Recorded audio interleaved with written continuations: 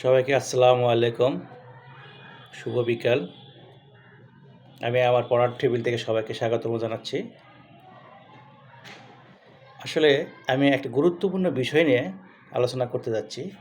যদিও আমার অত জ্ঞান নেই, স্বল্প জ্ঞানের অধিকারী, সামান্য টুকিটাকি পড়াশোনা করি, সেখান থেকে ছোটো ছোটো নোট করি, নোট করার পরে একটু যাচাই বিশ্লেষণ অ্যানালাইসিস করি। ক্রোধ নিয়ন্ত্রণের কীভাবে আমরা নিয়ন্ত্রণ করব, ক্রোধ কেন আসে, ক্রোধ বিষয়টি নিয়ে একটু আলোচনা করি। ক্রোধ হলো মস্তিষ্কের সাময়িক একটা অস্থিরতা, ব্লক হয়ে যাওয়া। আমার মাথা ব্রেনটা কাজ করবে না যখন আপনার ক্রোধটা আসবে।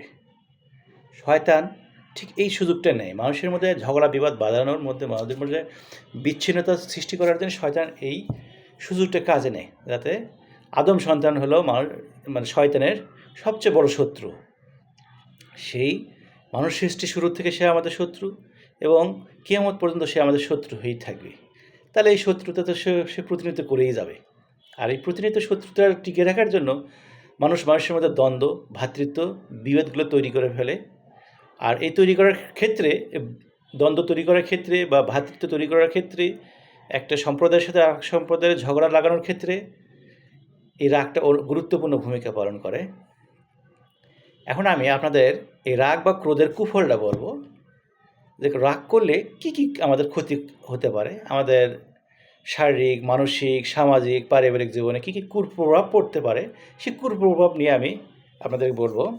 যদিও I am not a professional speaker, but I am trying in my best. রাগটা আপনার বিবেক বুদ্ধি ছিনিয়ে নেবে। যখন আপনার রাগ হবে তখন আপনি সুবিচার করতে পারবেন না, তখন আপনি সুন্দর কথা বলতে পারবেন না, সামঞ্জস্যপূর্ণ কিছু করতে পারবেন না, যার ফলে আপনার বিবেক বুদ্ধি ছিনিয়ে নেওয়া হবে এই মুহূর্তে। তখন আপনি যাই করবেন না কেন সেটাই ভুল হবে। আবার যখন আপনি রাগের মাথায় কোনো সিদ্ধান্ত নেবেন, হয়তো বা কেউ আপনাকে পারিবারিক বিষয়ে, স্ত্রী সন্তানের বিষয়ে, এমনকি রাগের মাথায় অনেক তালাক হয়ে যায়, 1 তালাক, 2 তালাক, 3 তালাক মানুষের গ্রামে আমরা শুনে থাকি। এর কারণ হলো রাগের মাথায় দ্রুত সিদ্ধান্ত নেওয়ার ফলে পরবর্তীতে গিয়ে কী হয়, তাকে লজ্জিত হতে হয়। তাই রাগের মাথায় যদি কোনো সিদ্ধান্ত না হয়, তাহলে সেই সিদ্ধান্তটা কখনোই ভালো হতে পারে না। এবং সিদ্ধান্ত একবার যদি নেওয়া হয়ে ফেলে, তখন মানুষ সেটাকে ধরে নেয় যে তুমি তো এটা বলেছিলে, তখন ওই কাজটা না করাটা আরও বেশি সমস্যা হয়ে দাঁড়ায়। আর রাগটা হলো পকেটে অঙ্গার, আগুন পুষে রাখার মতো। আপনি যখন পকেটে আগুন রাখবেন, এই আগুন পোড়াবেই। আর রাগটা পুষে রাখলেও আপনার অন্তরটাকে পোড়াবে, আপনার দেহটাকে পোড়াবে। আর অন্তর যদি পোড়ে দেয়, দেহ অটোমেটিক পুড়তে থাকবে। তাহলে এরপরে আমরা হলো শয়তান ক্রোধ প্রবৃত্তির আগুনে কী করে, ঘি ঢেলে দেয়। আগুন, fire, whenever if any petrol ignite with any stones it will blast। মানে এটা আগুনে যেমন ঘি ঢেলে দিলে দ্রুত বিস্ফোরণ ঘটে, ঠিক শয়তানও রাগের মাথায় আগুনে যেমন ঘি ঢেলে দেয়, রাগের মাথায় উস্কানি দিতে থাকে, তখন মানুষ আরও বেশি উত্তেজিত হয়ে যায়। আর ক্রোধ প্রবৃত্তির কারণে মানুষের মানসিক স্বাস্থ্য নষ্ট হয়ে যায়, এবং মানসিক যদি স্বাস্থ্য নষ্ট হয়ে যায়, শারীরিক স্বাস্থ্যটাও অটোমেটিক নষ্ট হয়ে যায়।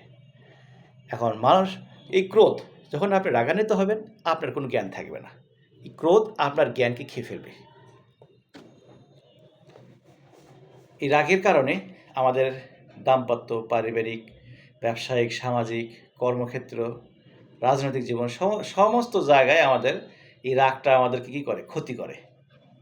সাপোজ আপনি আপনার সহকর্মীর সাথে রাগান্বিত হলেন, কথা বললেন না, একটা বিদঘুটে একটা পরিবেশ তৈরি হয়ে গেল, একটা সাইকোলজিক্যাল একটা পরিবেশ তৈরি হয়ে গেলো, মানে ডিসঅর্ডার তৈরি হবে আপনার মধ্যে।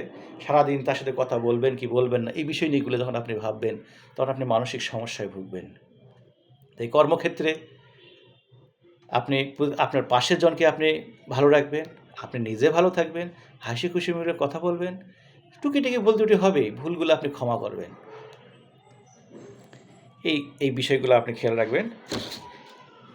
আবার রাগের একটা কী আছে, E=mc²।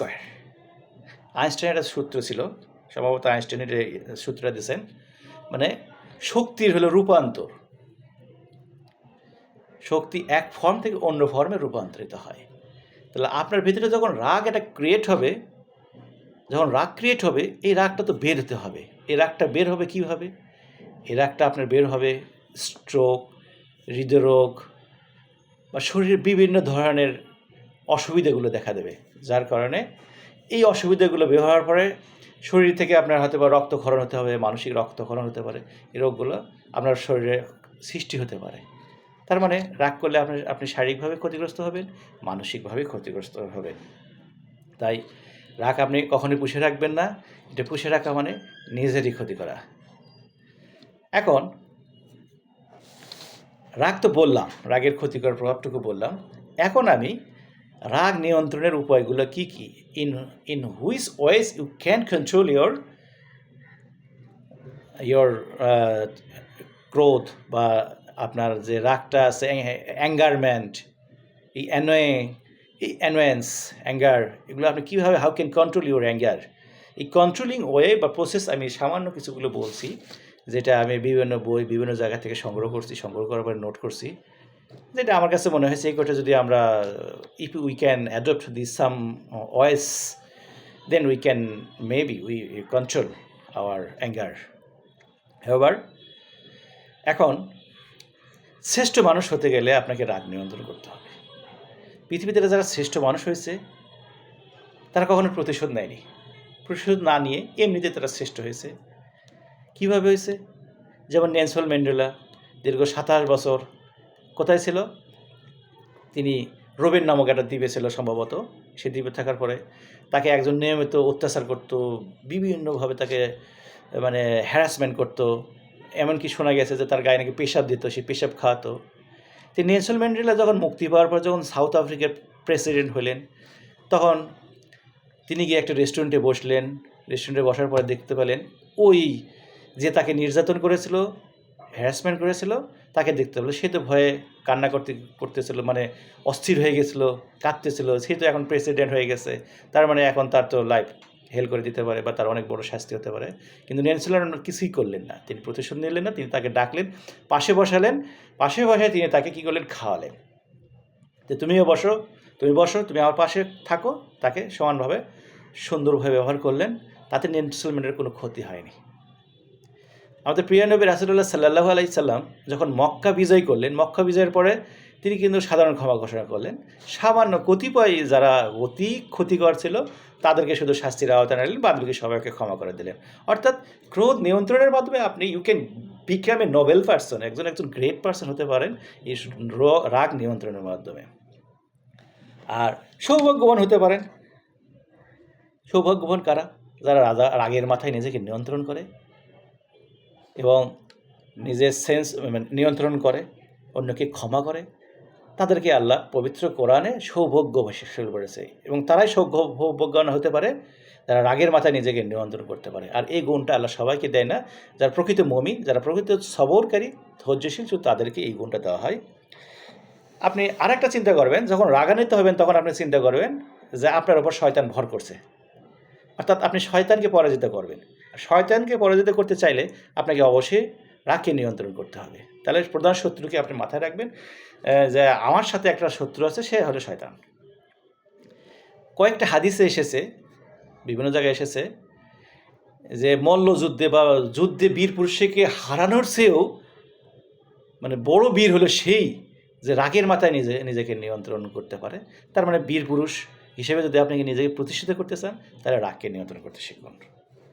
আপনি যখন অবস্থার পরিবর্তন করবেন, যখন ক্রোধান্বিত অবস্থা হবে, আপনি আবার অবস্থার পরিবর্তন করতেন। সাপোজ একটা এরিয়াতে কি দেখা যাচ্ছে, মানুষ রাগ করতেছে, এই রাগের জায়গা থেকে আপনি ত্যাগ করেন। You should leave the place where the anger occurred. যেখানে অ্যাঙ্গার ঘটতেছে আপনি সেখান থেকে স্থান ত্যাগ করে আস্তে করে সরে যাবেন, কোনো কথা বলবেন না, সেখান থেকে সরে যাবেন। দেখবেন যে যখন আপনি মানুষের অন্যের মুখোমুখি হবেন তখনই আপনার ঝগড়াঝাটি হতে পারে, অন্যথায় হতে পারে না। অবস্থার পরিবর্তন। এরপরে আরেকটা আছে হলো, তাতেও যদি আপনার রাগ নিয়ন্ত্রণ না হয়, তাহলে কী করবেন? আপনি উজু করবেন, মাথায় পানি ঢালবেন, তাহলে হয়তো অর্থাৎ রাগ হলো একটা আগুন, মস্তিষ্কের মধ্যে আগুন সৃষ্টি হয়। আগুনের যেমন একটা প্রভাব থাকে, জিন যেহেতু একটা প্রভাব, জিন আগুন দিয়ে সৃষ্টি, তা জিন শয়তান হয়, এই জিন শয়তানের আগুন দিয়ে যেহেতু সৃষ্টি করছে, এই প্রভাবটা মাথার উপর আসতে পারে। তখন আপনি পানি ঢেলবেন, এখন আগুন নিভে যাবে। রাগের সময় চুপ থাকবেন। আর আপনার সিদ্ধান্তগুলো কারোর সাথে শেয়ার করবেন, যার সাথে শেয়ার করার মতো হয়, বিশ্বস্ত কারোর সাথে শেয়ার করবেন। দেখা গেলো এমন কারোর সাথে শেয়ার করলেন যেটা মানে আপনার উপকারের থেকে ক্ষতি বেশি করলো। অথবা আরেকটা পদ্ধতি অবলম্বন করতে পারেন, উল্টো গণনা শুরু করবেন 100 থেকে 99, 98, অর্থাৎ আপনার কনসেন্ট্রেশন পুরোপুরি অন্যদিকে ডাইভার্ট করে দেবেন, যাতে রাগের কথা বা যে বিষয় নিয়ে ঝগড়া হয়েছে সে বিষয়টা আপনার মাথায় না আসে। আর রাগের ক্ষতিকর বিষয় সম্পর্কে জানবেন ধীরে ধীরে, এবং তাকদির বা ভাগ্যকে মেনে নেবেন। অনেক সময় দেখা যায় যে আপনার ওপর রাগ কখন হয়, যখন আপনি দেখতে পান যে আপনার হক সত্যটাকে অন্যকে কী করতেছে, দমন করতেছে, সেই ক্ষেত্রে আপনার রাগ হতে পারে। রাগ সাধারণত এইভাবেই শয়তান সৃষ্টি করে। দুইজনে মনে করে আমরা ন্যায্য বা হকের পথে আছি, এই হকের পথে থাকাকে শয়তান পুঁজি করে দুইজনের মধ্যে ঝগড়া বাঁধিয়ে দেয়। সর্বশেষ সবাইকে ধন্যবাদ জানাই, বলতে ত্রুটি হলে ক্ষমা করবেন। আর আরও বেশি বেশি আপনারা যদি জানতে চান, আপনার উৎসাহ পেলে আমি আরও নতুন ভিডিও তৈরি করব। সবাইকে ধন্যবাদ।